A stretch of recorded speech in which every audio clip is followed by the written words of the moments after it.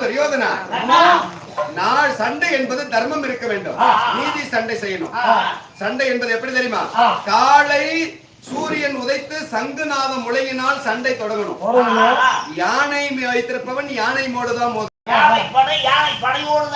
ஆமா, குதிரை வைத்திருக்கக்கூடியவன் குதிரை படையோடு தான் மோதணும். ஆமா, அதே மாதிரி வில்லம்பு வைத்திருக்கக்கூடியவன் வில்லம்பினால் வழியால் தான் பானம் போடணும். ஆனா ஆயுதம் இல்லாதவன் இடத்திலும் பெண்கள் இடத்திலும் ஆமா புறமுதுகிட்டு ஓடாம் பாரு பயந்து அவன் மீதும் பானம் போடக்கூடாது. அதே மாதிரி பெண்கள் யார் மீதும் பெண்கள் மீது பான பிரயோகம் பண்ணக்கூடாது. இந்த சட்ட முறையெல்லாம் இருக்கணும். சாயந்தரம் அஸ்தமம் சூரியன் அஸ்தம் ஆகிவிட்டால் சங்கநாதம் முழங்கிவிட்டால் எல்லாரும் ஒரே இடத்துல தான் சாப்பிடணும், ஒரே இடத்துல தான் வரும்.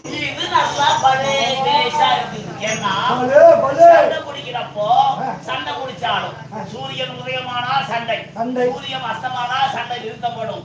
சங்கு கொடுக்கும் போது சண்டை ஆரம்பம், சங்கு ஊதினா சண்டை நிற்கணும். அப்படி சண்டை முடிச்சு இரவு நேரத்துல எதிராளி கூட பார்க்காம நாங்களும் எதிராளிகளான படைகளும் ஒரே இடத்துல உட்கார்ந்து அங்க சாப்பிடணும். சாப்பாடு என்ன சாப்பிடுறது ஒருத்தாவது சாப்பிடுறதுனால சாப்பிட்டுட்டா சாப்பிட்டு போறாங்க.